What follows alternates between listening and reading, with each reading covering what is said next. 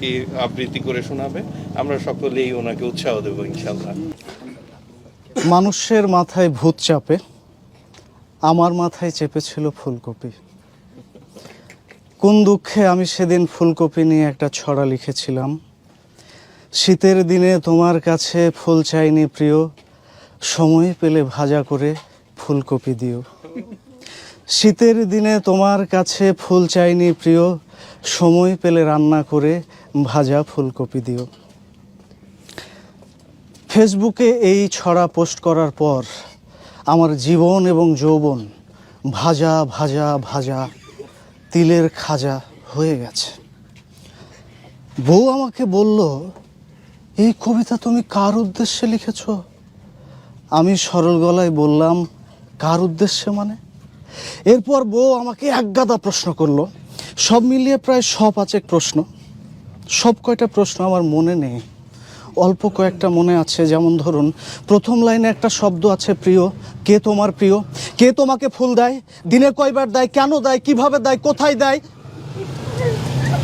কি ফুল দেয়? আর কি কি দিছে? কি কি দিতে বাকি রাখছে? তাজা ফুল না প্লাস্টিকের ফুল দেয়? কার কাছে তুমি এই শীতে ফুলের বদলে ফুলকপি চাইছো? হ্যাঁ, এত কিছু থাকতে ফুলকপি চাইতে গেলে কেন? কেন? আরে কাঁচা ফুলকপি না চেয়ে তুমি রান্না করা ফুলকপি কেন চাইলে? কেন চাইলে? অন্য কোনো মেয়ে কেন তোমার জন্য ফুলকপি রান্না করবে? হ্যাঁ, ঘরের রান্না মুখে রোচে না? না, ঘরের রান্না মুখে রোচে না। আরে ফুলকপি মানে কি শুধু সবজি ফুলকপি না? এর অন্য কোনো গোপন অর্থ আছে? গোপন অর্থ আছে। সারা জীবন ফুলকপি খেয়েও স্বাদ মেটে না। না, কবে তোমার পেট ভরবে? আর কত ফুলকপি চাও? বুড়ো হচ্ছ আর ফুলকপি? হ্যাঁ, খিদে বাড়ছে না? আমি কি তোমাকে ফুলকপি খেতে দিই না? আমি কি তোমাকে ফুলকপি খেতে দিই না? আমাকে বললে কি আমি ফুলকপি খেতে দিতাম না? আজকে তুমি ফেসবুকে চাইছো, কালকে কি থালা নিয়ে নিউ মার্কেটের সামনে বসবে? পরশুদিন কি পত্রিকায় বিজ্ঞাপন দেবে? আমাকে বললে কি আমি তোমাকে ফুলকপি দিতাম না?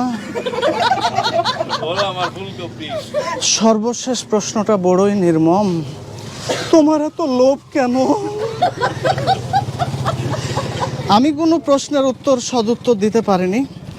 তারপরে আমার জীবন ফুলকপিময়। সকালে ফুলকপি দিয়ে রুটি ভাজা, দুপুরে ফুলকপি রান্না, রাতে ফুলকপি দিয়ে মাছ, বেলায় বেলায় ফুলকপি আর ফুলকপি। ফুলকপির স্যুপ পর্যন্ত একবার আমাকে খেতে হয়েছে। বিশ্বাস করেন, গত 1 সপ্তাহে আমি যে পরিমাণে ফুলকপি খেয়েছি, মাটিও মানুষের উপস্থাপক জনাব সিরাজ সাহেবও তার গোটা জীবনে, বিশ্বাস করেন, এতগুলা ফুলকপি দেখেওনি। খুব সাহস করে, দৃঢ়তার সাথে, আত্মবিশ্বাস নিয়ে বললাম, বউ, মিতু 1 কাপ চা দিবে আদা দিয়ে, সর্দি লেগেছে। হ্যাঁ। মিতু পাথর মুখ করে চা বানাতে গেল। আমি ভয়ে ভয়ে থাকি, না জানি আদার বদলে ফুলকপি দিয়ে দিবে। সে খুব শান্তশিষ্টভাবে লাস্যময় হিসেবে আদা দিয়ে চা নিয়ে আসলো। আমি খুব হাস্যভাবে তার সামনে গেলাম আদা চা নিব। বললাম, দাঁড়াও দাঁড়াও দাঁড়াও, খালি পেটে চা খেতে নেই, ফুলকপির বড়া ভেজেছি, ওটা খেয়ে তারপরে চা খেও। আর একটা প্রশ্ন, তুমি বলো তো সত্যি করে, আমাকে ছাড়া তুমি জীবনে আর কত ফুলকপি খেয়েছো? এই আমাকে ছাড়া আর কত মেয়ে তোমাকে ফুলকপি দিয়েছে? শেষ।